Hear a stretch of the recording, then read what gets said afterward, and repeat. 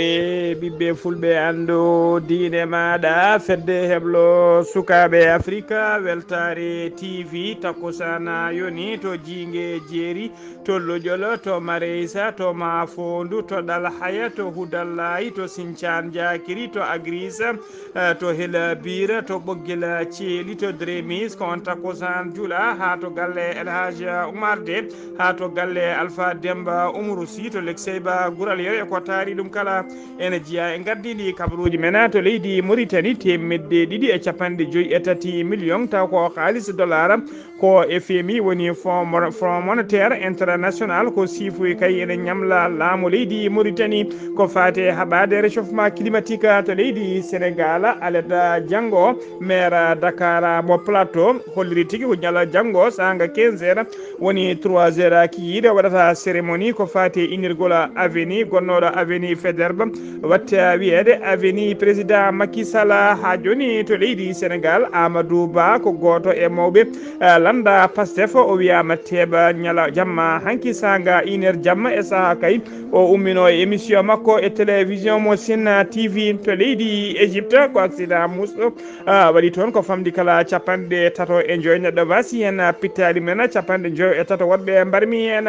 kedde robindo Afrique ma en ketto musidɗo men Alassane Oumar Mbodja gorko mo Sarandogo habaruji men joolam jaɓeri ma en jaa ha to leydi Palestine jeen ha to leydi Liban to leydi Iran to leydi Kazakhstan ha to dow laaci tentuɗi Amérique bisimilla mone ketti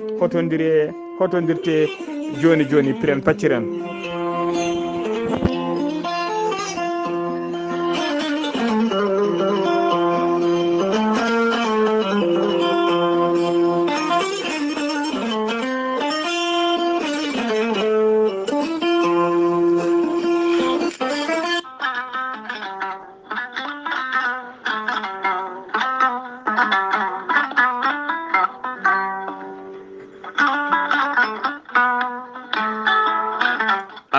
Jambitowo ɓandu musoru ɓandu wuloru ɓandu jaaɗoru koyɗe musoje koppi musoji keceje museje joguiɗo AVC jogui kardiaga neɗɗo tuƴiɗo donkoɗo yaade jama e juma ni jokkoyde enɗam ni yaade haajuji mum goɗɗi kala ngam musalla e joguiɗo hémorroïde gonɗo nder e jalto bowal kala e ñabbuji goɗɗi cuuɗotoɗi e nder ɓalli yogay muɗum kala jokkodire gorel te joni joni mbiya alhamdulillah gorel te hewɓe jokkodiri e ngal ɗon gollorgal ɓe kolliti yogay ñabbuji ɗiɓe jambitanno oɗo saaha kamɓe kala ɓe jiitime hen koye mabɓe no feewi gorel te ko haako moƴƴo iwru ko to koredi noro ala rewam ala effet a wulnat tan ndiyamma ha wula guitta ko jamireɗa mbaɗa hen aɗa yara aɗa yiito cellal ɓandu maɗa gorel te sa yiiɗi hebde hen ko laaɓi jahata koto site mabɓe internet a mbaɗa www.gorelte.com janggana hoore maɗa kayla ñabboji ɗi gorel te safrata kala sa yiiɗi jokkodirde e tongoɗe gorel te so tawi noon gonɗa koto koɓɓillo ene tawi nder leydi Sénégal jokkodirta koye Hawwa Amadou Abbasa mbatta ko 78 435 27 28 so tawi noon gonɗa koto Bargné e ko taari ɗum kala jokkodirta koye Coumba Ka 77 612 85 28 so tawi noon gonɗa koto Gawol e ko taari ɗum kala jokkodirta koye Amadou Abdoul Agne on noon mbatta ko 77 123 22 97 so tawi noon gonɗa koto Guédiawaye jokkodirta koye Amadou Abbas Ka mbatta ko 70 606 33 43 so tawi noon gonɗa koto Kermassar jokkodirta koye Mamoudou Ngayda 77 542 50 84 so tawi noon gonɗa koto leydi France jokkodirta koye Harouna Ngayda 06 50 99 64 43 musidɓe tedduɓe gorel te ko safara ɓolo tan ala rewam ala effet a yarat aɗa yiito cellal ɓandu maɗa mbadden dando faade ittude ɗeɗo henna ñooke ñookiɗe e nder ɗaɗi men kadi men dañde jama kettode kaburuji mon e ɗemgal pula Afrique Asie Europe Amérique Moyen-Orient Océanie jam nyalle mon musibbe teddube eden gone hoore biira no gase jeetati lewru yarkoma woni octobre hitande ujunnaji didi e no gase tati asetta sappo didi lewru dewo mawlude hitande ujunere temedde nayi e capande nayya e joya kabruji mon demgal pular e sawta he ko musiddo mon silmon ghali abouba to karallagal hamba won yiden to bange nate bosoje ko miñi men silmena saydou abouba hono no mbiru enen gardidi kabaruji men koto leydi Mauritanie pudorɗen jen ha to région de Adrara conseil régional de l'Adrara joɗima aljuma hanki o subaka jonde mabɓe nayeɓire woni 4e session taw ko ordinaire tawi kadi koye titre hitande 2023 e gardogol Mohamed Wula Cherif Wul Abdoulaye kañum woni hoorejo région mo Adrara e tawtorede noon waali région Adrara hono biyeteɗo Abdallahi Wula Mohamed Mahmoudou wonno mujibu jonde nde noon ko yewtidde e wadde approuvé ko fati budget rectificatif hitande 2023 e heblanade kadi ko fati e budget mo 2024 tawa kadi eɓe jofo hen e ɓooje ɓurde heñorede e ɓurde jojjude e nder mokata o kala yidde mabɓe noon yidde mabɓe noon ko andude yidde mabɓe noon ko addude kay mbaylandi kewdi no fewi woni réforme e fannuji kewdi ko wayno to bange ndema to bange gaynaka to bange jangde e to bange coopération kala ha falde nde wawa ƴellitade hano hannirtani ha joni ko leydi Mauritanie keddoɗen Sidi Ahmed Wul Mohamed kañum woni ministre de l'habitat de l'urbanisme et de l'aménagement du territoire woni jagogal kalfinangal ko fati e kotki e nder leydi Mauritanie o waɗi jillu makko noon e nder région de Brakna ñande alkamisa ɓennuɗo o omo tawetno to elega nawnomo toon noon ko yurnade kaye golle gasɗe e gollede e golle gonɗe e gollede e oɗo saaha joni ko wayno kayim taw ko e sancieji ɗi laamu ngu jogui ko wayno mahagol hôpital mo elega gonɗo e mahede kesso gonɗo e mahede oɗo saaha joni e ko wayno magol siège conseil régional de Brakna e magol dispensaire wuuro witengo Chekara e gueɗe kewɗe goɗɗe baɗe noon o yahani goto noon e nder ndin jillu omo yaadu noon ɗoftunomo hen walimo Brakna hono biyeteɗo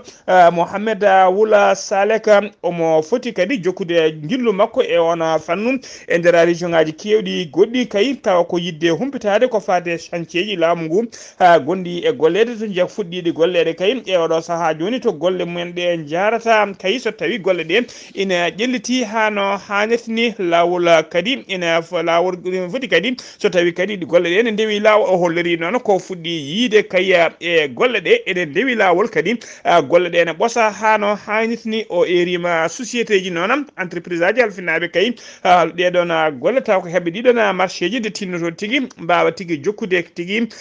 coftede mumen beele ne mbawa hormade délai dokkaɗo o mbawa tigui gaynude golle ɗe e nder dawala dokkangal ngal tawa kadi ene toppiti norme uji jamiraɗi e nder golle he o jarni kadi ɗen autorité ji administrative uji autorité ji administrative e autorité ji sécuritaire kala tawteɗi e nder nden ɗiɗa falde tawa kadi ko toppitiɓe ɗen gueɗe no janirta hano hannirtani ha joni ko leydi Mauritanie keddoɗen FMI woni Front monétaire international ɓe kolliri aljuma hanki o wonde pamodiral heɓama ɓe ciifodiri e laamu leydi Mauritanie ñamade eɓe ñamla leydi Mauritanie temedde ɗiɗi e capanɗe joyyi e tati million taw ko haalisa dollar on haalis noon fayi koye leydi Mauritanie taw koye mbadi haɓade ko fati réchauffement climatique gonaɗo oɗo saaha joni e nder windere nde kala ha joni koye leydi Mauritanie keddoɗen Mohamed Cheikh la Ghazouani kañum woni hoorejo gendi Mauritanie o joddima en audience e nder bureau ji makko to Nouakchott e délégation FMI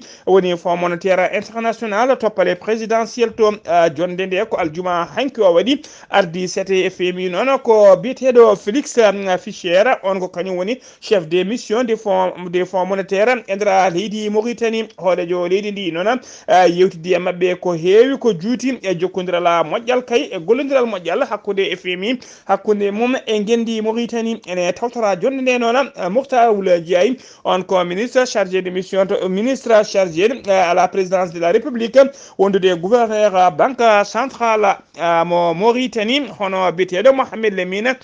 wula dahbi won tawtorede kadi Sidi Ahmed wula bu on ko conseiller à la présidence de la République e biteɗo Antandoyi on ko kanyuma jodini FMI e ndera ngendi Mauritanie ha joni kabaruji men demgal pulaar sen ummima to leydi Mauritanie koto leydi Sénégal paɗena aljuma hanki o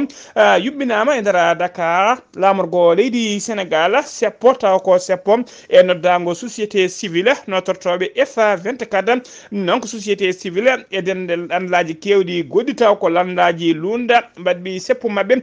gona seppo noon wonno mujiba muɗum ko naddude kay erade laamu Macky Sall nguɓe mbiyata laamu dictateur nde woppitta ko ɓuuri yawde e yaccade Ousmane Sonko gardiɗo landa Pastef e dendagal ɓen taw ko wiyeteɓe les détenus politique woni tigui nangaɓe tawa nanguira ko dawrugol e wiide MA24 e ndera seppo he noon hewɓe ene gari ene jogui drape coynama ene jogui ararawji leydi Russie ene gulla ene mbiya tigui libéré Sonko libéré les détenus politique eɓe mbiya kadi abba laamu dictature ngu Macky Sall ha joni ko leydi Sénégal keddoɗen IGAJ ko inspection générale de l'administration de la justice ko catal halfinagal ko fate yurnetade golle magistrat ji e nder leydi Sénégal ɓe noddi aljuma hanki o ɓe joddima e oɗon juge bito Sabassi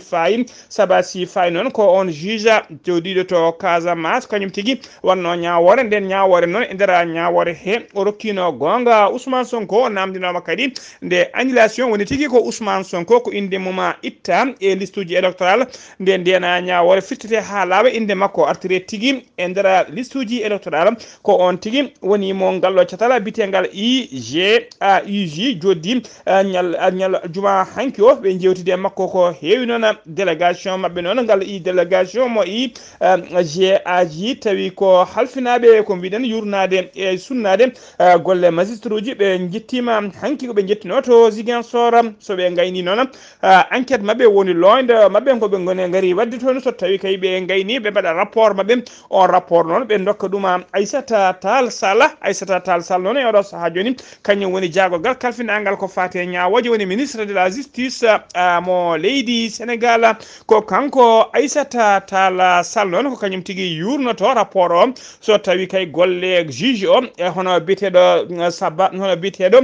Sabassi Faye so tawi kay golle makko ɗi ene moƴƴi so tawi ne ndewi lawol walla so tawi soɓe tawi noon golle ɗe makko ndewani lawol koko fati nde ɗon ñawore ko ñawi ko fati alhaali Ousmane Sonko e so tawama kay golle ɗe ndewani lawol soit o waɗe blâmé woni tigui o fufte walla tigui o waɗe ko wiyete rétrogradé woni tigui o uste martaba makko uste walla o waɗe ko wiyete retraite anticipé o nawe altraite tawa wattu makko yontani walla ni ene wawi o waɗe ko wiyete tigui radiation woni o riwe ha laaɓa e golle makko ɗum noon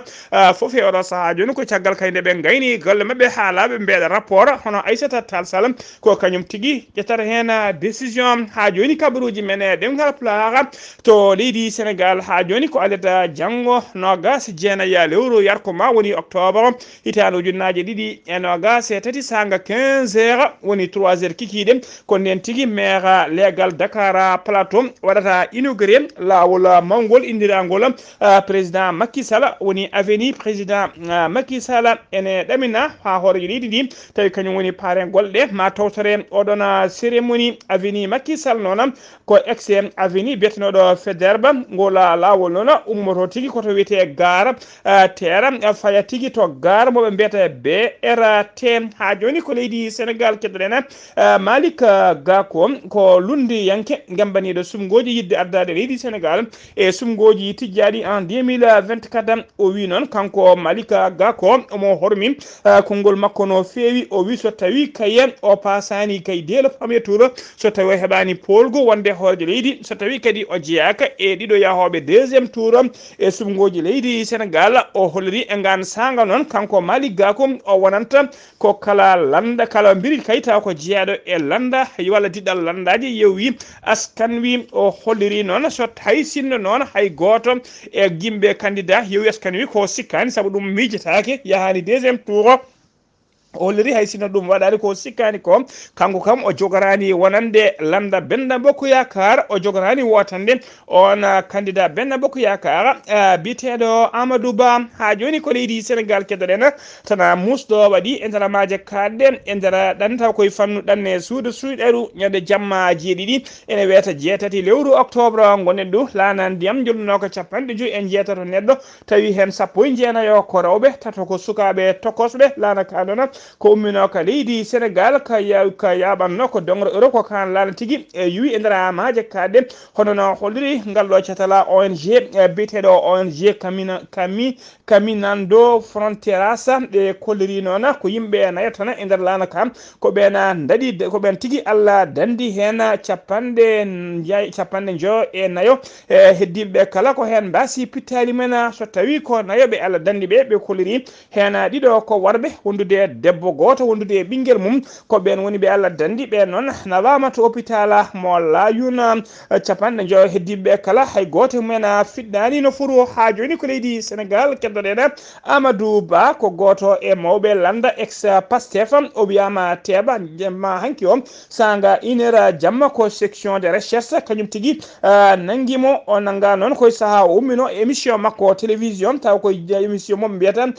Ndoumbelena de la Sen TV ko hujjiyankoɓe ko hujjiyanke makko noon woni avocat makko biteɗo maître Ciré Clédor Ly ko kañuma ɓayini oɗon kabaru wonde oɗo saaha joni o teɓama maître Ciré Clédor Ly noon koye holi wi tigui koye mbadi kaya haɓade yidde firtude kaɗo landa dawrugol wiyete ka Pastef ngal lamuga leydi Sénégal ngu laamu leydi Sénégal ummini oɗo saaha joni koye ndina mbadi tigui o holiri wonde kaya nangugol oɗo biteɗo Amadou Ba kanko maître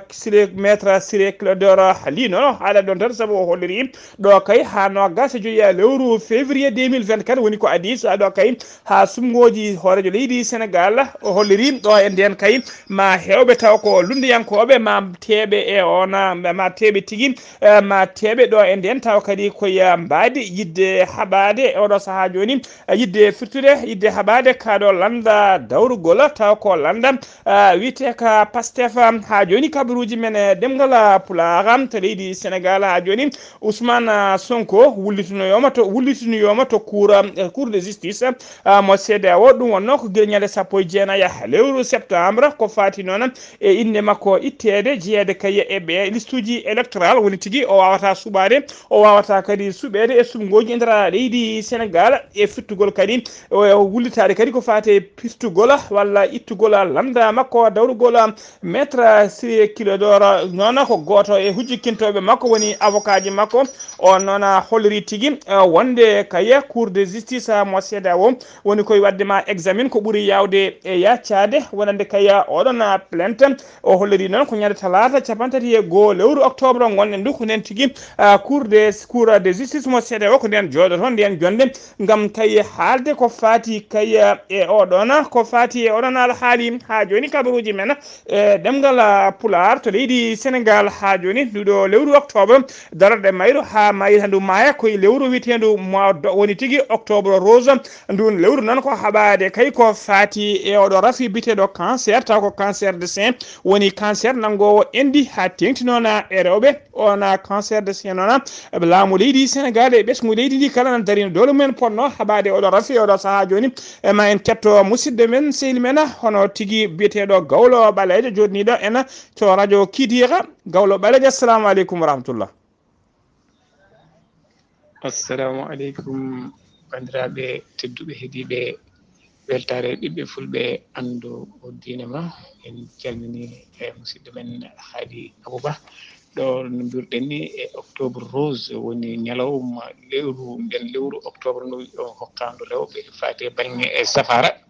e ko ɗum woni ko gonnen ɗo enam hannde e district mo Kidira mo gandanɗa hoore maɗa kamɓene nde ɗo yontere eɓe ko fati e muɗum ɓe mbaɗi ko fate nokku biyeteɗo Sadatu ɓe mbaɗi Sinthiou Fissa ɓe mbaɗi Sako Kounda hande o ɓe goni ɗo koye wuuro ɗarata noon ko wuuro ceerno men ceerno Amadou Tidiane Ba radiallahu taala anhu ko kanko tigui sincino ngoɗo wuuro hande ngo gonɗen ɗo enam hande machallah hande noon ko docteur ɓe ko ɗo woni hande to gaari eɗi gondi ɗon noon goto e bajjen gokh hen woni korgilaɓe walloɓe goto gonɗen hen ma en dokku mon jira hen hande mon jurɗa ñalawma hande o assalamu aleykum salmini on onon fof mi salmini on mi juurima on amin belte koɓe gaddi ɗo hande ko gati koye ballal manngal jeeya e nder leydi he ha sirte guure baɗaɗe ɗum ɗe amin belti hen amin jaari Allah amin jaari on gati ɓurno tidde ko ar safro joɓa ono armi safruma a yoɓata haydara ene jiilo rafiji mon ene balla one cellal e teni ɗiɗo rafiji ɗi gona cakan miskino Allah hayso yiiɗi safrade ɗi heɓata eyyi waɗete ko kaalis ha heewa so neɗɗo noon yetti Allah ha dañi ɓe gara eɓe cafra ɗum yo yettu hen Allah no feewi amin jaari Allah amin jaari on onon population o eyyi min beltima gargol mon e ɗaratu hande en jaara ɗarata wuuro ceerno Demba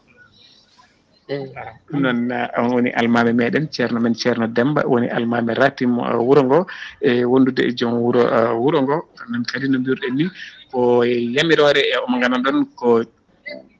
ceerno men ceerno Amadou Tidiane Ba radiyallahu taala anhu mo Madina Gounass ko kanko kadi sinti e ngoɗo wuuro kadi o inniri ɗum ɗahratu ko noon heewi wiyete tan ko wuuro ceerno ngo woni ko hakkude Kidira e Bakkeri e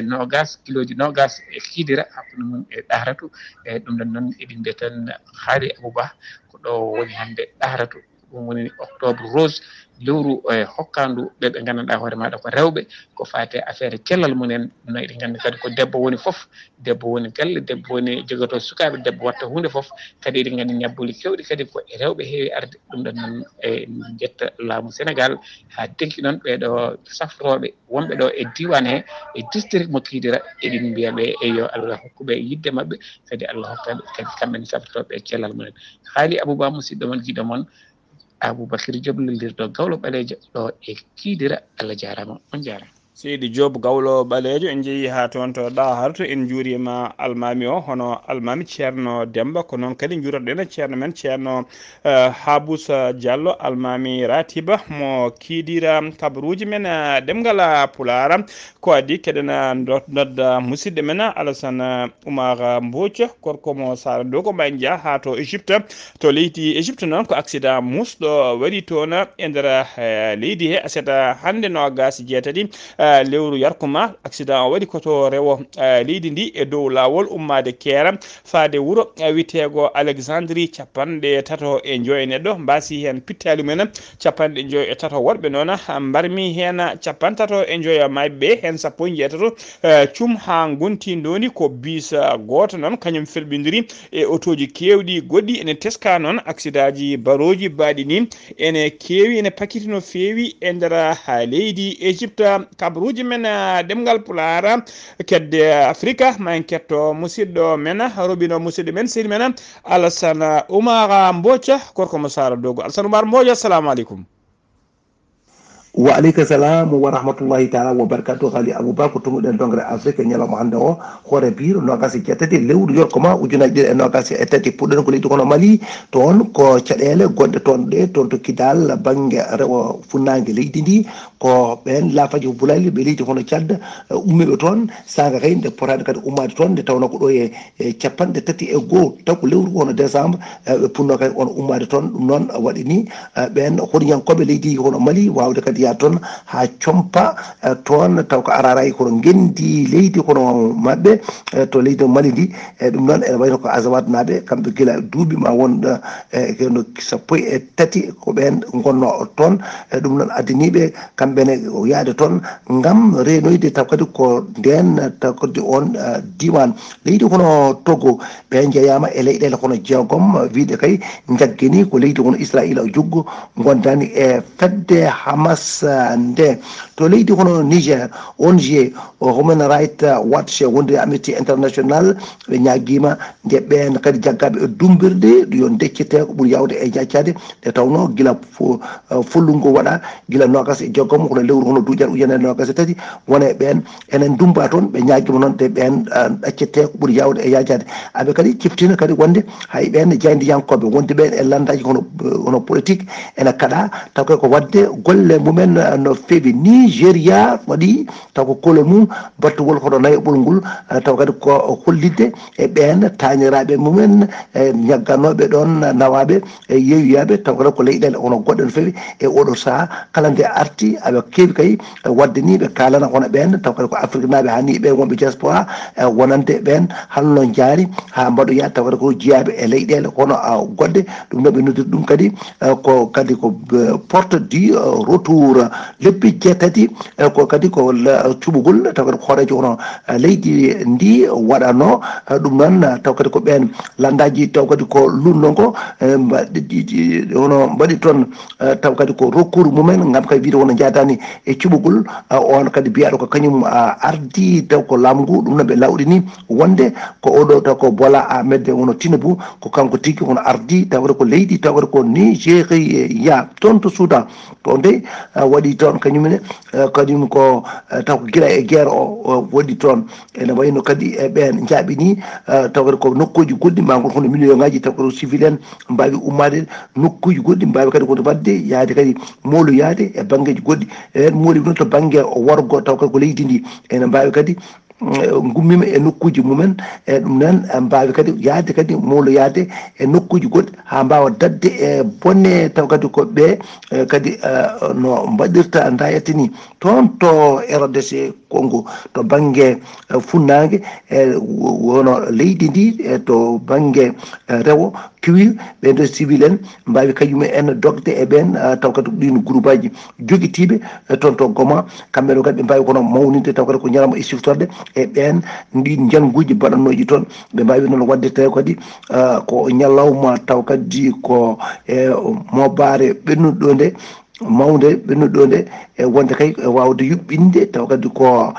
cunugol kuftinungol e ɗen kadi mbaɗa toon taw kadi ko kamtoɗiɗo no fewi médecin ji mabɓe sans frontiére kolliti wonde kadi ko gueɗe kamtoɗiɗe ene mbaɗe toon ɗin kawuji ɗin kamuji gonɗi toon ɗi e ɓen rewɓe toon kadi toon to Goma e guila kay e lewru kadi wono duuƴal ɓennugol ngol ha yittujoni on jeu noon wi wonde wawi hono safrude fodde kay ujunere e temedde joyo taw kadi ko suka debbo mbawi kadi on safrude men e ɗin kadi kawuji tati toon Brazzaville wawi kadi hono yuɓɓinde on sommet taw kadi ko wiide kay ko ɗin beeli taw kadi ko tati taw kadi ko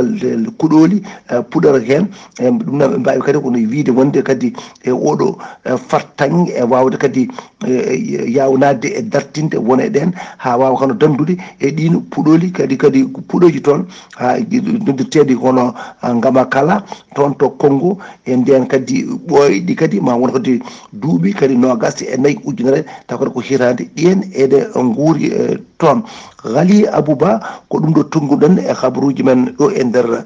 dongre Afrique wonno koye musidɗo moon Alassane Oumar Mbodj gorko mo sanno gam weltade ɗiɓe fulɓe ando dinema e fedde heɓlo sukaɓe Afrique weltare Ayaw TV.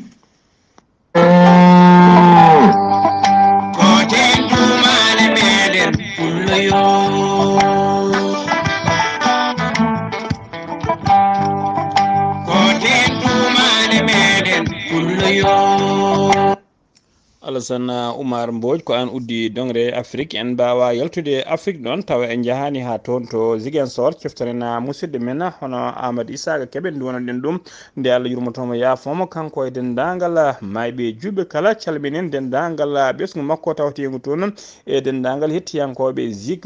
FM kala takkusana yoni toon to galle ceerno Mamoudou Waddou cité Asekna Yembel Dakar ko on takkusan juula ha to galle ceerno Amati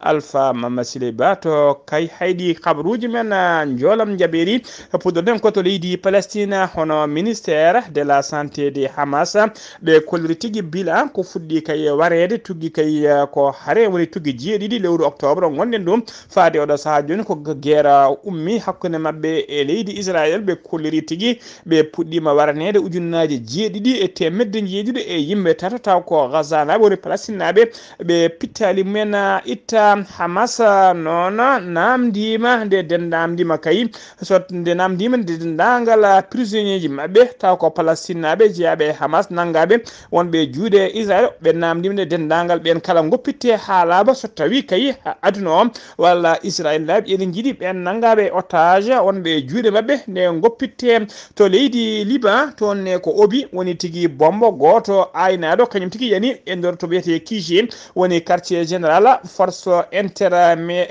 intérimaire de l'ONU to Liban woni tigui witeɓe finul ɓe to vinil noon ɓe tawete kotore worgo leydi ndi ko golɗo watti lawol ɗiɗi ɓi wala ko bombo baɗo ni ene yana tigui e nder kamaɓe tugui kay guila ñande 7 lewru octobre woni tugui ko guerre Israël Palestine fuɗɗi faade oɗo saaha joni obi o noon yani koye nder base mabɓe base militaire mabɓe tawateɗo to wuro bitengo Napura e go tawe tigui ɓe kolli hay goto wasani hen fittano mum kono matériel kewɗo boni hen finila noon ɓe kolli tigui wonde koye enquête ɓe goni yidde andude kay holla weddiɓe oɗon obi woni oɗon missile koto leydi Iran paɗena cukalel gotel janganno guel e nder lycée taw ko biyeteno guel Armita Grawand jannoɗo e métro e nder Téhéran gila daroɗe lewru octobre gonɗen du gila nden noon koye nder hôpital e juuɗe safride en coma guel wonno woni guel dillata noon guel dalata ko aseda hande guel hooti e jomaguel ko aseda hande no gase jeetati lewru yarkuma gela hoti e jomaguel caggal kay balde no gase jeetati ngel wonno kay e habde wonki ko hande ngela hoti ngel rutti tigi e jomaguel mbiyatande Allah yurmotomo ya fomo harnamo aljanna koto leydi Kagistan paɗena kotana musɗo waɗi toona ko cummu waɗi e nder mina goto mina nokku biteɗo ArcelorMittal ko min acier woni tigui to jamɗe ciggate ƴogate ko on min tigui tana o ko toon waɗi cummu saaha kaya cummu ngu ko 250 neɗɗo gollotono e nder min hen 200 e joyo keeɓi tigui fattange wawde ƴeŋtinede jaltinede e nder min o kene ɓuura 4 pawɗi kañumen ko hen keddi ko hen mbasi pittali men koto dowlaji tentuɗi Amérique udditena kabaruji men biyeteɗo Robert Cor kañum tigui yitama kañum tigui ƴettunoɗo fetel muɗum ina fella yimɓe ñande no gase joyya lewru octobre gonɗe nutto nokku biyeteɗo Maine e nder dowlaji to rewo dowla ɓajo funnague dowlaji tentuɗi Amérique e gan sanga o warino e nder fusillade he pellodire o warino 17 to neɗɗo o yitama aljuma hankino gase jeeɗiɗi lewru octobre kono o tawa komo maayi noon ko réserviste armé omo yarano e duuɓi 50 balɗe ɗiɗi noon komo yilotono jilaw cattugo no fewi mbiɗen aljuma hanki o yitama kono ko goski makko yita saabu o tawa komo maayi ene sikka noon ko bartiɗo musidɓe tedduɓe gasi ha laaɓi ceera ko ɗum ɗo wonno ko min tongal noon kabaruji mon e ɗemgal Pulaar e sawta he ko musidɗo mon sehil mon Ghali Abouba tokkarallagal ha mbawon yiden to banggue nate ɓosoje ko musidɗo men sehil men Saydou Abouba so tawi ko roɓiɗo Afrique ko Alassane Oumar Mbodjo so tawi noon ko kabaruji meɗen to kabaruji meɗen to kiɗira ko musidɗo men sehil men Gawlo Ɓalejo ketkimalaki jaam yo jaam Allah jogomi jogo on.